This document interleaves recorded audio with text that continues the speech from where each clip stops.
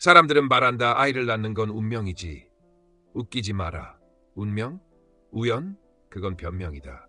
당신 앞에 선 그 아이는 하늘에서 뚝 떨어진 존재가 아니다. 수천 겁을 돌고 돌아 사랑과 원한, 빛과 은혜, 욕망과 상상처를 한데 끌어안고 마침내 당신 문을 두드린 인연의 화신이다. 그 아이는 복이 될 수도 업이 될 수도 있다.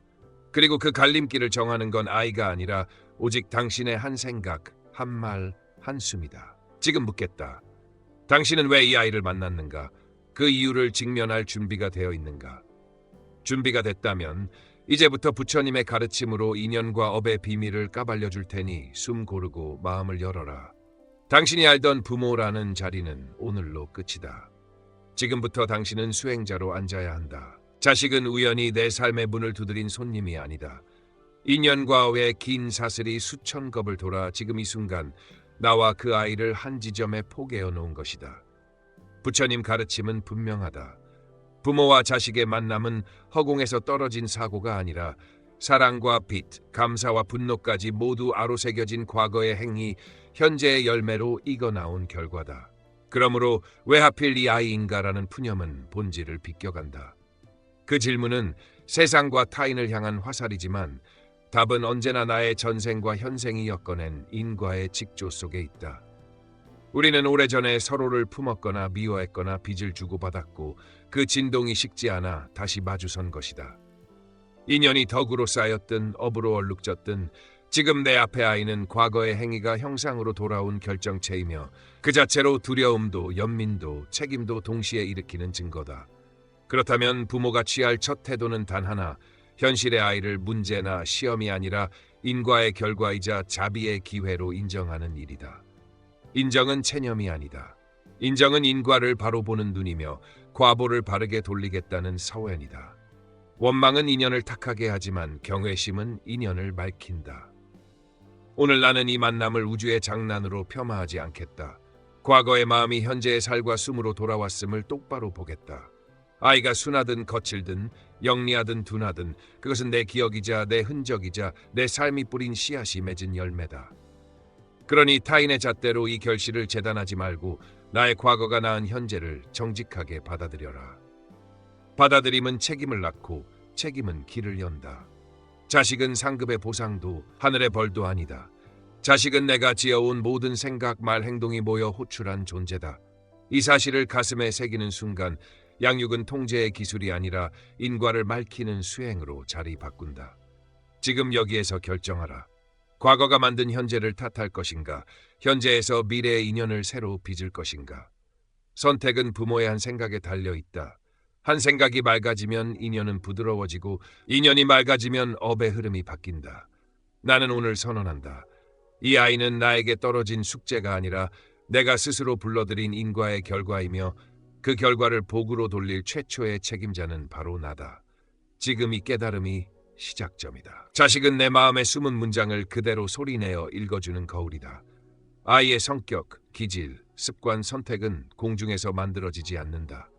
내가 미뤄둔 감정, 풀지 못한 상처, 자각하지 못한 욕망이 형태를 바꾸어 아이에게서 재현될 뿐이다.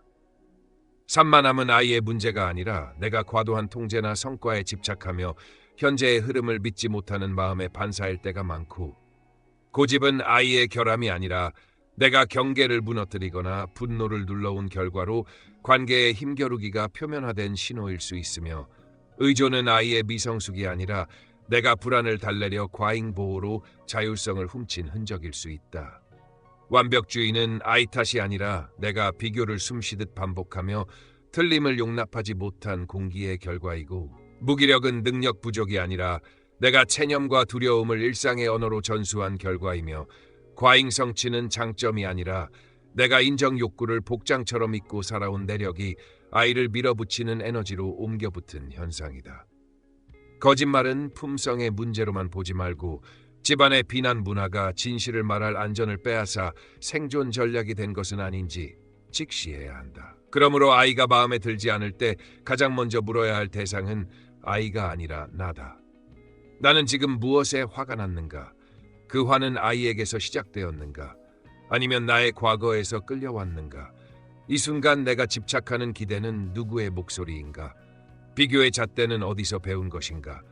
내 두려움이 아이의 현재를 어떻게 왜곡하고 있는가? 답을 찾기 위한 절차는 단순하되 단호해야 한다. 첫째, 감지. 아이의 행동이 감정을 일으키는 순간 3초를 멈추고 내 몸의 신호를 확인한다. 둘째, 호흡. 들이쉼 넷, 멈춤 둘, 내쉼 여섯으로 3번 반복하여 교감신경의 급등을 가라앉힌다. 셋째, 해석 전환. 왜 또 그래가 아니라 나는 지금 수치심, 불안, 조급함을 느낀다로 주어를 나로 바꾸고 내 기대는 무엇이었나, 그 기대는 지금 이 아이의 발달 단계와 맞는가를 묻는다. 넷째, 투명화. 아이에게 짧게 사실과 욕구를 분리해 전한다. 지금 네가 숙제를 미룬 것을 보며 나는 불안을 느껴. 나는 네가 스스로 계획을 세워보길 원해. 다섯째, 관찰. 3일 연속 같은 장면이 반복된다면 사건이 아니라 패턴으로 기록한다. 거울 노트라 이름 붙이고 날짜, 상황, 내 감정, 내 생각의 자동 문장, 아이의 반응, 대안을 한 줄씩 적는다. 이 노트는 아이를 고치는 도구가 아니라 나를 비추는 렌즈다.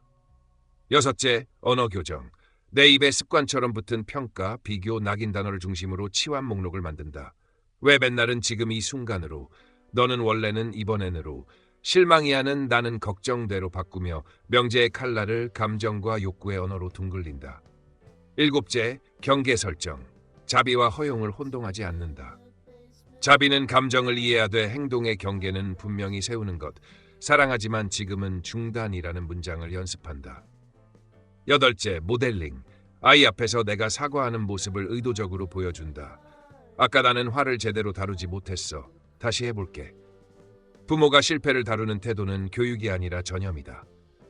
아홉째, 근원 점검. 아이의 특정 행동이 유난히 거슬릴 때 그 행동을 닮은 나의 과거를 떠올린다. 내가 비난받던 그때의 나를 직면하면 아이에 대한 분노는 종종 나 자신을 향한 오래된 분노였음을 알게 된다. 열째, 서원. 오늘 단 하나의 미세 습관을 바꾸겠다고 다짐한다. 비교를 알아차릴 때마다 깊게 들이쉬고 이 아이는 경주마가 아니라 여행자다를 속삭이는 식의 짧은 서원으로 자동사고를 치환한다.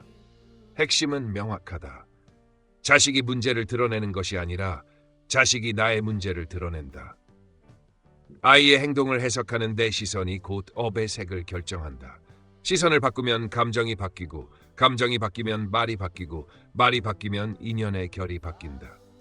오늘부터 나는 아이를 고치려는 기술자가 아니라 나를 닦는 수행자로 선다. 그 전환이 이루어지는 순간 아이는 고칠 대상이 아닌 가르침이 되고 집안의 공기는 단호함과 따뜻함이 공존하는 도량으로 변한다. 부처님께서는 부모와 자식의 인연을 5가지로 분류하셨다. 이 5가지는 단순한 유형 나누기가 아니라 전생에서 지은 업과 덕이 어떻게 현생의 관계로 발현되는지를 드러내는 정밀한 지도다. 첫째, 갚으러 오는 인연. 이 자식은 전생에 나에게 큰 은혜를 입은 존재다. 은혜는 금전이나 물질로만 주어지는 것이 아니다. 목숨을 구해주었거나 깊은 사랑으로 지켜주었거나 중요한 시기에 삶의 방향을 바꾸어 주었을 수도 있다. 이 은혜가 깊으면 깊을수록 그 인연은 현생의 자식으로 태어나 나를 배려하고 내 말을 채 묻지 않아도 이해하며 어려움이 닥치면 선뜻 나를 보호하려 든다. 이 유형의 아이는 부모에게 따뜻한 위로와 도움을 주는 것 자체를 자신의 기쁨으로 삼는다. 그러나 여기에는 함정이 있다. 나는 그 아이의 호의와 헌신을 당연하게 받아들이는 순간 그 은혜의 흐름이 멈춘다.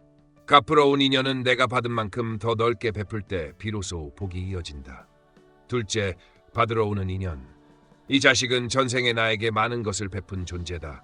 사랑, 보호, 헌신 혹은 재물을 주었지만 이번 생에서는 그 빚을 받으러 온다. 그러니 이 아이는 손이 많이 가고 요구가 많으며 내 마음을 잘 읽지 못할 수 있다. 부모의 기대를 채우기보다 오히려 새로운 요구를 만들어내기도 한다. 나는 이 아이를 통해 무조건적인 사랑, 기대 없는 돌봄이라는 보살행을 배운다. 이 유형의 인연은 거부나 원망으로 대하면 갈등이 심화되지만 자비와 인내로 대하면 그 업은 선으로 전환된다. 셋째, 갚고 받는 인연. 이 관계는 서로에게 준 것도 있고 상처 준 것도 있는 복합적인 인연이다. 그래서 이 아이는 가깝게 느껴지면서도 자주 부딪히고 정이 많으면서도 실망이 깊다. 웃고 울게 하는 일이 번갈아 일어나고 마음이 끌리면서도 감정을 흔드는 일이 잦다. 이 인연을 푸는 길은 중도다. 집착하지 않되 버리지 않고 판단하지 않되 외면하지 않는 기다림의 힘을 익히는 것이 관건이다. 넷째, 원수로 오는 인연. 듣기만 해도 거부감이 들 수 있지만 부처님은 진실을 숨기지 않으셨다. 이 아이는 전생에 나와 깊은 원한을 주고받은 인연이다. 그 원한의 끈이 끊어지지 않아 부모와 자식으로 다시 만난 것이다.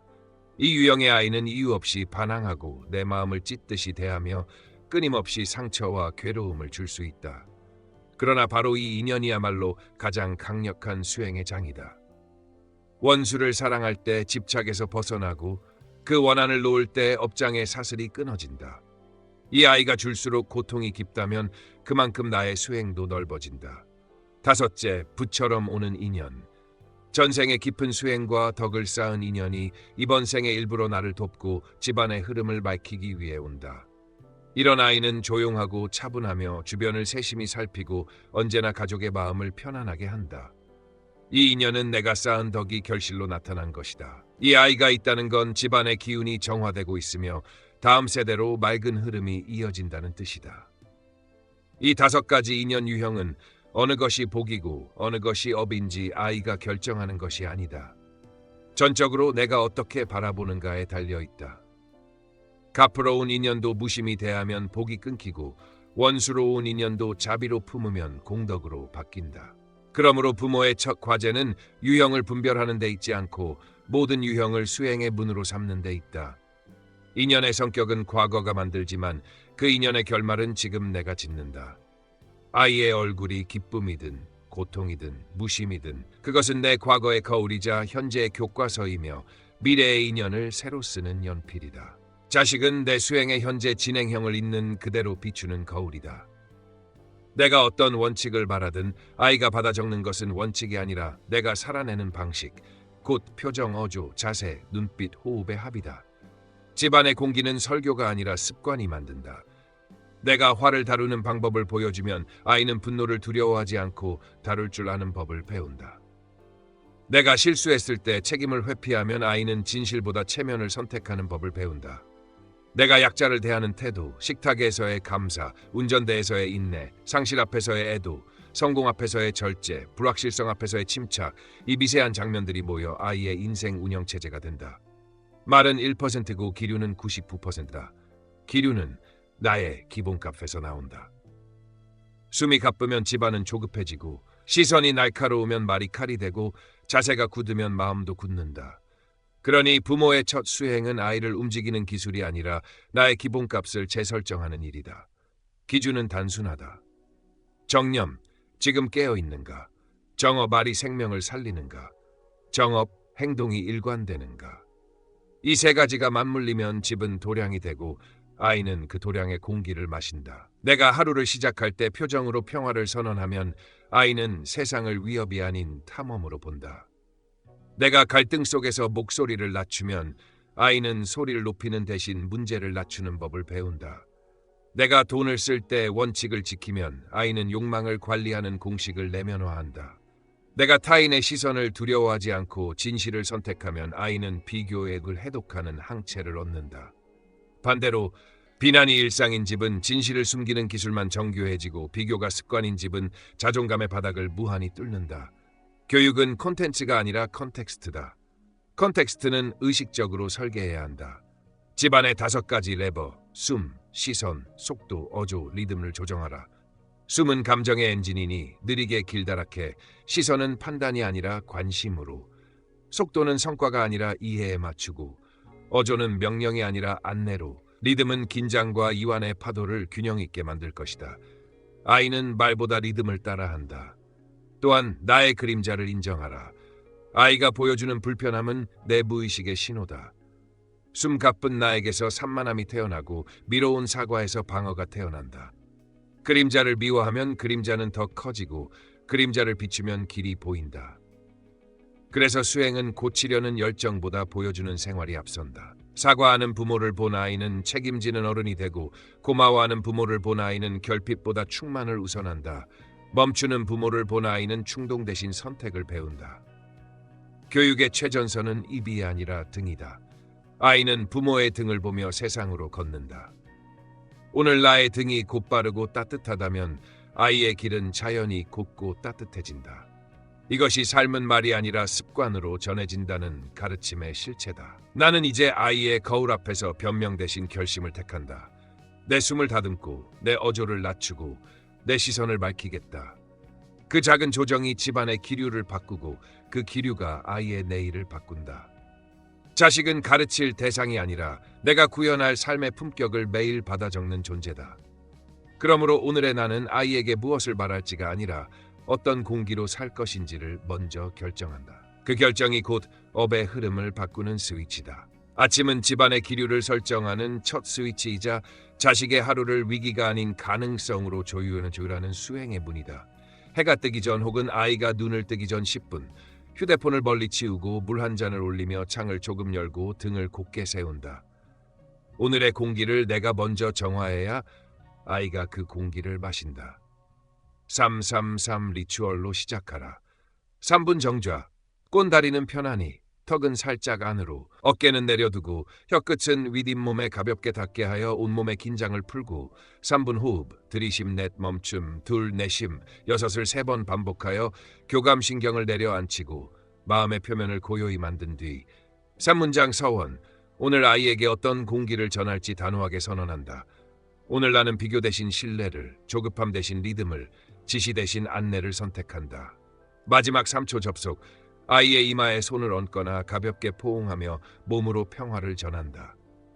아침은 불교에서 공양의 시간이다. 밥을 차리는 손길이 곧 기도이니 숟가락을 들기 전 짧게 마음을 올려라. 나는 지금 이 집의 기류를 밝히는 사람이다. 이 음식이 우리 몸과 말에 자비가 되게 하소서. 이어서 자식을 위한 아침 기도문을 낮은 호흡으로 읊조린다. 거룩한 부처님, 오늘 이 아이가 지혜의 길 위에서 안전하고 당당히 걷게 하소서. 나의 두려움이 아이에게 업으로 흐르지 않게 하시고 나의 말 한마디가 이 아이의 길을 어둡게 하지 않게 하소서. 아이가 실수할 때 분노로 재촉하지 않고 기다림으로 품게 하시며 아이의 눈동자에 빛이 머물고 걸음마다 알아차림이 깃들게 하소서.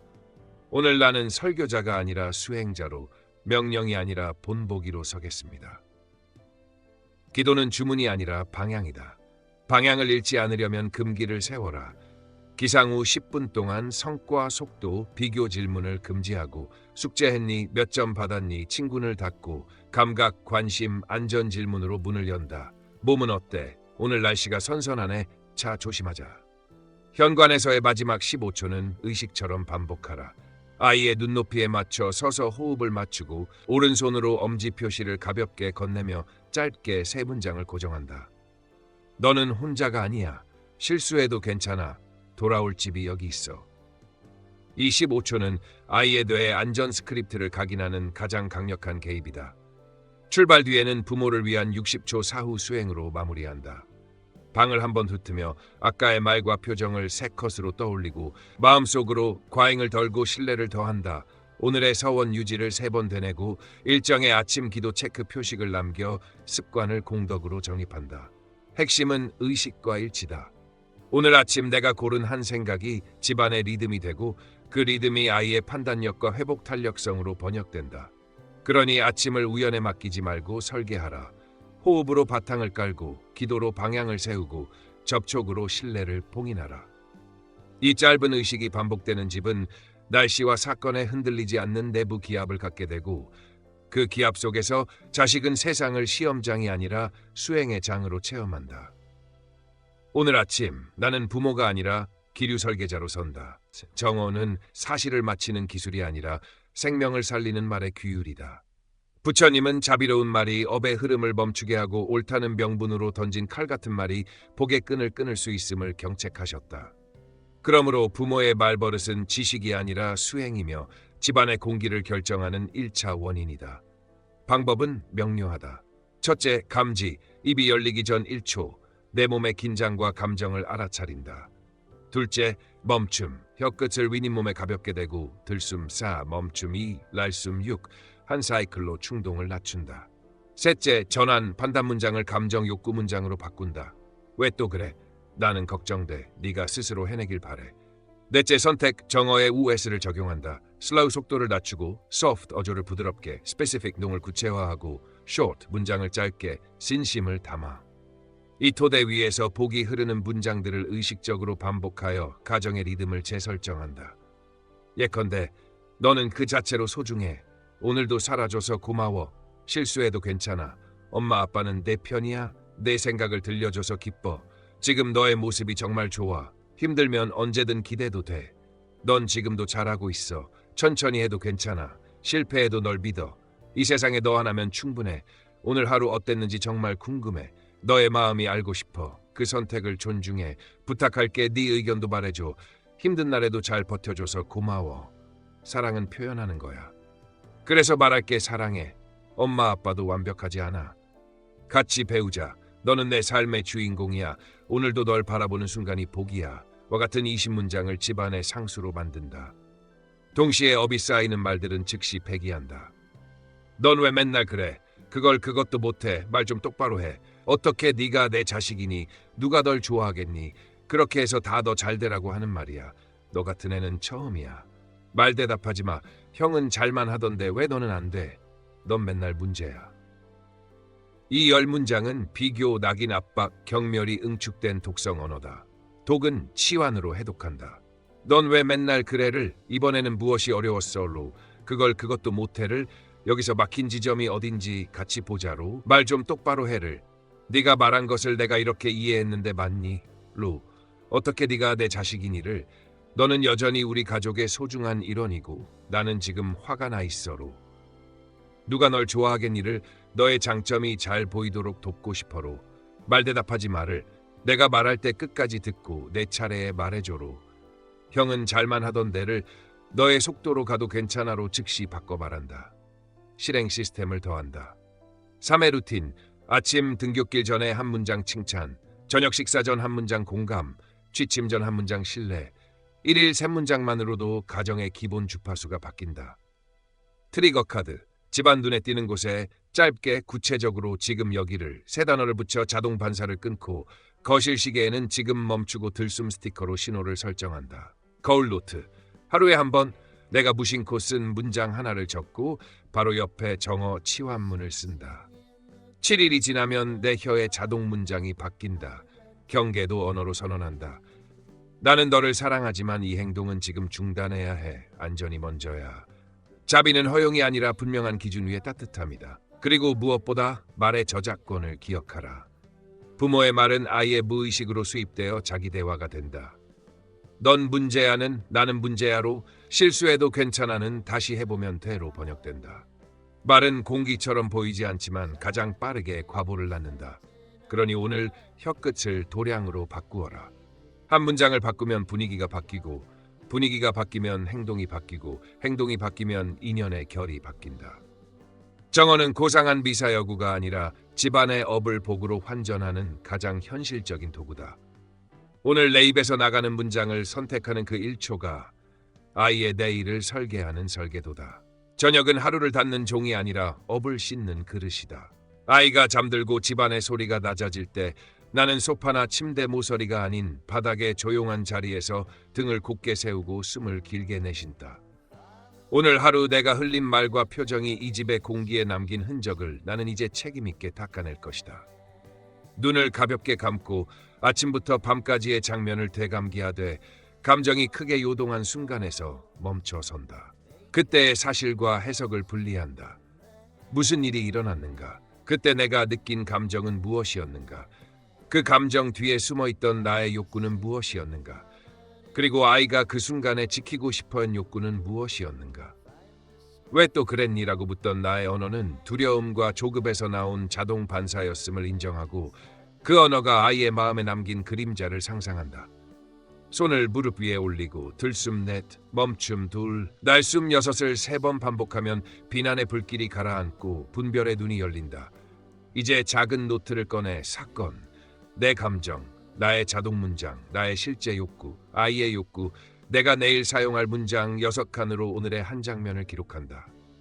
숙제를 미루는 너를 보고 나는 불안을 느꼈다.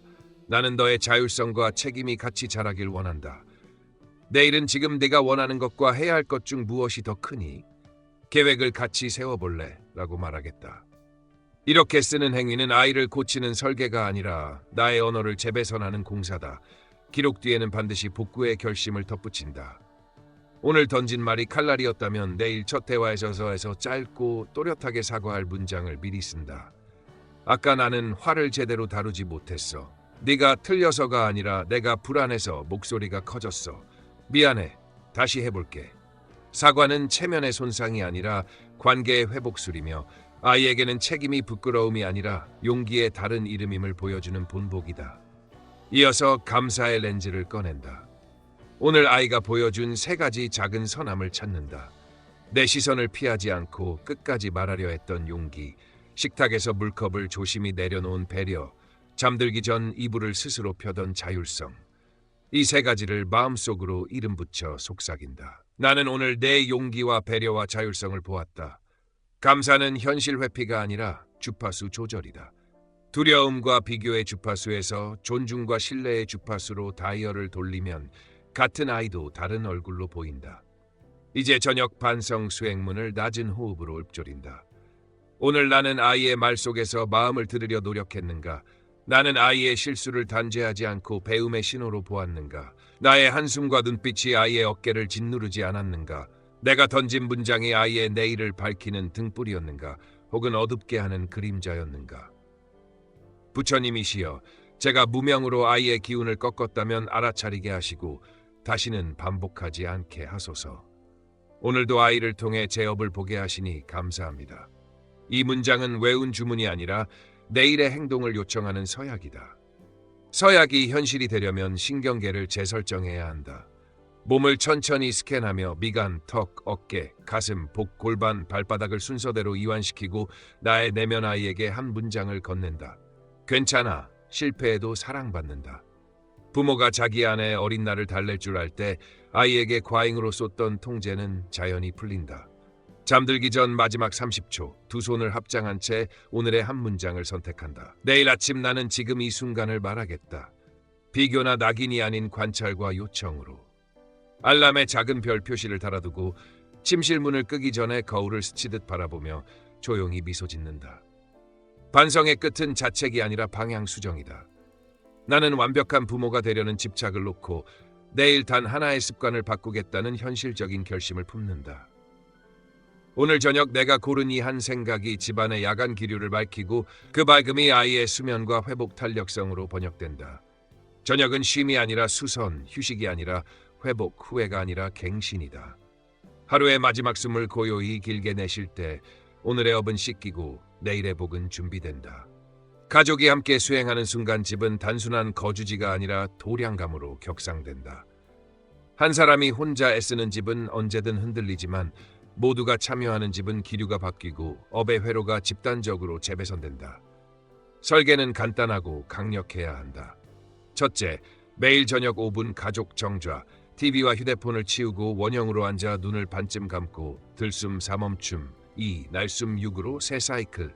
숨이 고르면 각자 하루의 한 장면을 사실, 감정, 필요, 요청의 4단계로 30초씩만 나눈다.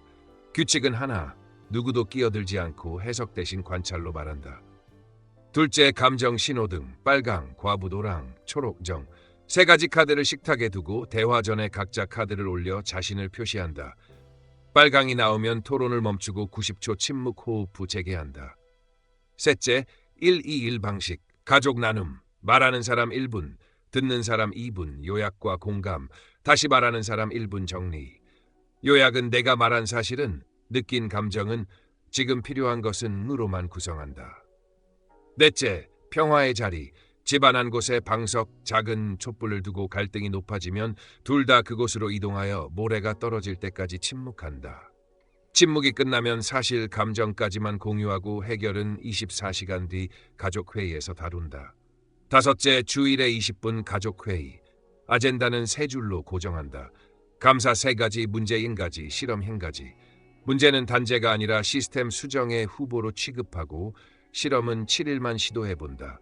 기상 전 10분 무언 스위치, 저녁 10분 디지털 침묵, 현관 15초 눈맞춤 의식. 여섯째, 언어 헌장, 거실 벽에 10문장을 붙인다. 우리는 비교 대신 관찰로 말한다. 추측 대신 확인한다. 명령 대신 요청한다. 평가 대신 감정과 필요를 말한다. 큰 소리 대신 낮은 속도로 말한다. 과거 파헤침 대신 다음 행동을 제안한다. 너 때문이야 대신 나는을 느낀다로 시작한다. 항상 절대 같은 낙인어를 쓰지 않는다. 사과는 짧고 다시 하겠다는 계획은 구체적으로 말한다. 사랑한다는 말은 하루 한 번 소리내어 말한다. 7째, 공덕 루틴. 매주 각자 집안의 작은 일 하나를 선택해 익명으로 수행하고 쓰레기통 비우기, 신발 가지런히, 물컵 채워두기, 토요일 저녁 서로의 공덕을 추측해 감사만 전한다. 누가 했는지 밝히지 않는 익명성은 자존과 타존을 동시에 키운다. 8째, 사춘기 자녀가 있는 집의 특화 규칙, 경계와 자유를 동시에 보장한다. 귀가 시간 디지털 사용 학습 공간에 대해 최소 규칙, 최대 선택을 설계하고 협상은 데이터 우려, 대안 점검 4단계로 진행. 최근 2주 데이터부터 확인, 부모의 우려 1개만 명시, 자녀 대안을 먼저 듣고 7일 뒤 점검 약속. 약속 위반 시 관계 단절이 아닌 권한 조정으로 대응한다. 9째, 갈등 복원 프로토콜, 세베프로 정리한다.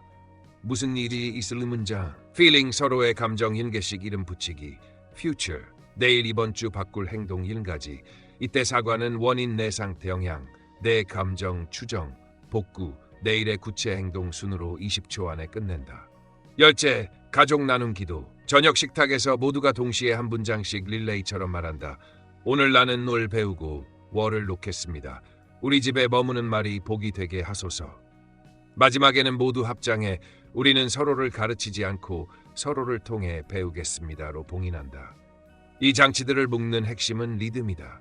매일 5분 정좌, 매주 20분 회의, 매달 60분 점검, 한 달 실험 결과를 함께 회고하고 버릴 것과 유지할 것을 결정으로 주기성을 만들면 집은 사건에 반응하는 구조에서 원칙으로 작동하는 시스템으로 전환된다. 중요한 금기는 단 2가지, 비교 금지, 조롱 금지. 이 2가지만 지켜도 집안의 업장 70%는 멈춘다.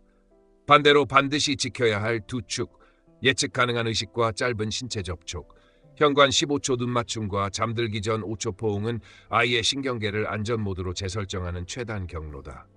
가족 수행은 고상한 형식이 아니라 생리적 안정과 영적 정진을 동시에 설계하는 기술이다. 함께 숨을 맞추고 같은 문장을 읊고 같은 규칙을 지키는 집은 외부의 바람에 기압이 흔들리지 않는다. 그 기압 속에서 자식은 방어가 아니라 탐색을 배우고 부모는 통제가 아니라 안내를 배운다.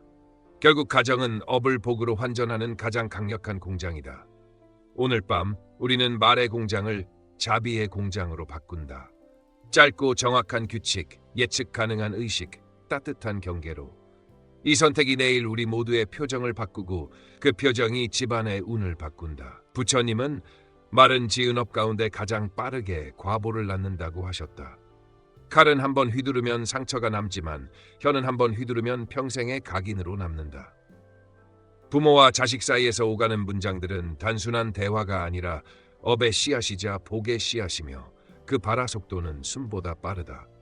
이 사실을 직시하면 나는 매일 내 혀끝에 업의 공장과 복의 창고를 동시에 쥐고 있음을 알게 된다. 칼처럼 날카로운 말은 아이의 마음에 보이지 않는 절개선을 남긴다.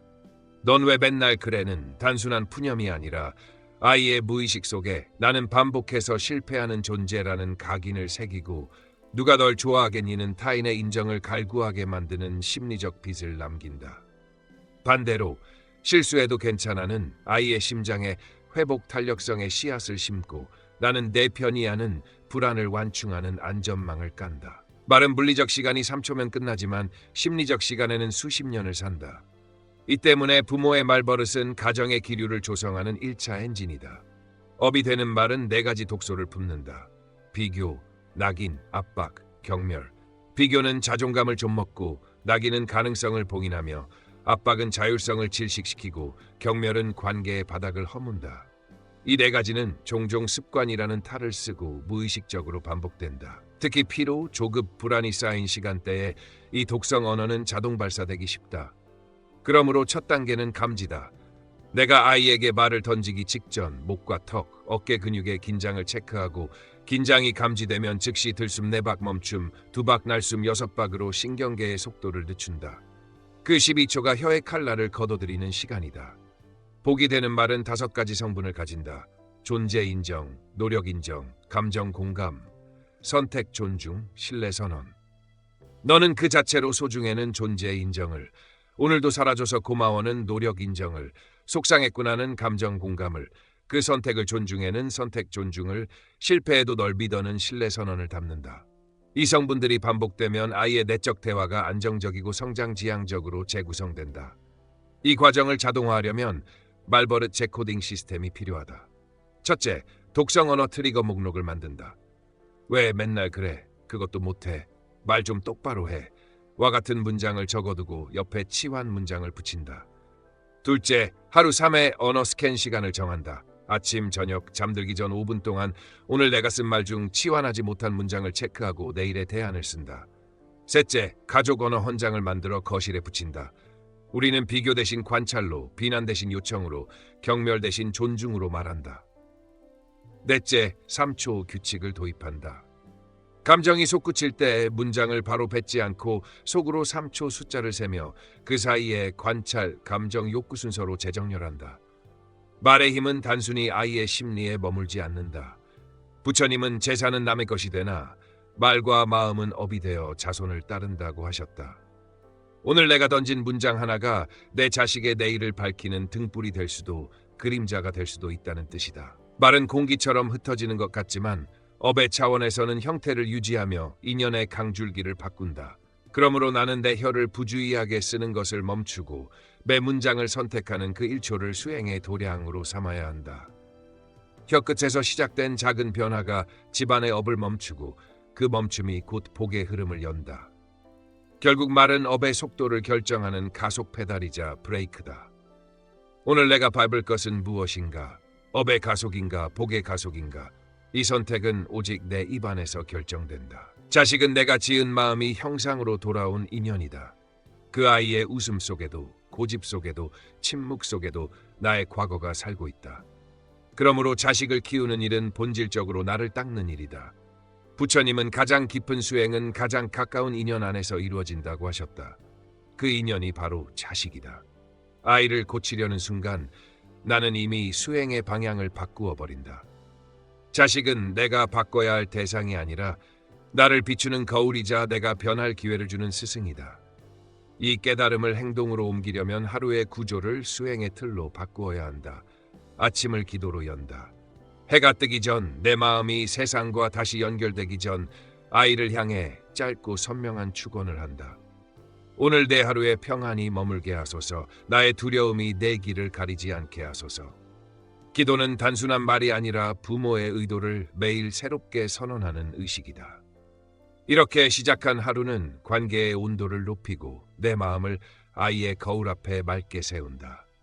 낮 동안에는 말버릇을 수행의 도구로 삼는다. 정어를 지키는 것은 거창한 도덕이 아니라 실질적인 업소멸의 행위다. 넌 왜 맨날 그래를 삼키고 이번에는 어디가 어려웠니? 로 바꾸는 1초의 전환이 업의 방향을 바꾸고 그 업의 변화가 집안의 공기를 바꾼다. 혀끝에서 시작된 변화를 지속하려면 거울 노트를 쓴다. 하루에 한 번 내가 무심코 던진 말과 그때의 감정을 적고 내일 쓸 대안을 함께 기록한다. 이 작은 습관이 혀의 반사를 의식의 선택으로 바꾼다. 저녁에는 반성으로 하루를 닫는다. 오늘 내가 아이에게 준 말과 표정, 시선과 침묵을 되짚는다. 내가 오늘 아이의 가능성을 열었는가 아니면 두려움을 심었는가? 이 질문은 자책이 아니라 방향 수정의 나침반이다. 실수했으면 내일 아침에 바로 복구한다. 어제 내가 화를 다루지 못했어. 네 잘못이 아니라 내 불안 때문이야. 미안해. 사과는 권위를 잃는 것이 아니라 신뢰를 얻는 것이다. 여기에 가족 수행을 더하면 집은 도량이 된다. 하루 5분의 정좌, 주 1회의 가족 회의, 잠들기 전 5초의 포옹. 이 세 가지는 집안의 기류를 고정시키는 세 축이다. 예측 가능한 의식과 짧은 신체 접촉은 아이의 신경계를 안전 모드로 재설정하고 부모의 마음을 자비의 주파수에 맞춘다. 결국 이 모든 실천의 핵심은 유산이다. 부처님은 재산은 남의 것이 되나 말과 마음은 업이 되어 자손을 따른다고 하셨다. 내가 남길 가장 값진 유산은 재산이 아니라 아이 안에 심어놓은 마음의 결이다. 아침의 기도, 낮의 정어, 저녁의 반성, 가족의 수행, 이 내 흐름이 하루하루 쌓이면 그 결은 세대를 넘어 흐르는 복의 강줄기가 된다. 오늘의 나는 아이를 평가하는 재판장이 아니라 함께 배우는 도반이다. 아이를 고치는 대신 나를 고치고 아이를 다그치는 대신 나를 다스린다. 내 말버릇을 바꾸고 내 표정을 다듬고 내 호흡을 고요히 하면 그 변화는 아이의 내일 속에 심어진다. 자식은 나를 깨우기 위해 왔고 나는 그 아이를 통해 나를 완성한다. 이것이 가장 현실적인 불교 수행이며 가장 깊은 사랑의 형식이다. 오늘 내가 지은 한 생각, 한 문장, 한숨이 아이의 길을 평탄하게 하고 그 길 위에 맑은 복을 흐르게 할 것이다. 오늘 우리가 풀어낸 이야기는 단순한 육아 조언이 아니었습니다. 이것은 부처님의 가르침을 통해 왜 그 아이가 당신에게 왔는지, 그리고 그 인연을 어떻게 복으로 바꿀 것인지에 대한 가장 현실적이면서도 가장 깊은 해답이었습니다. 지금 당신 앞의 아이는 어제와 똑같지 않습니다. 아니, 어쩌면 더 중요한 건 당신이 어제의 당신이 아니라는 것입니다. 한 문장, 한숨, 한 생각이 변하면 인연의 흐름이 바뀌고 그 흐름이 업을 녹이며 복을 흐르게 합니다. 오늘 영상이 마음을 울리고 시선을 바꾸고 실천의 용기를 주었다면 구독과 좋아요로 지혜의 길을 함께 걸어주십시오. 우리는 지혜의 지도, 당신의 하루를 깨우고 인연을 밝히는 등불이 되겠습니다. 다음 여정에서 다시 뵙겠습니다. 그대의 하루가 기도로 시작되고 감사로 마무리되기를, 그리고 그 복이 아이의 길 위에 끝없이 머물기를 빕니다.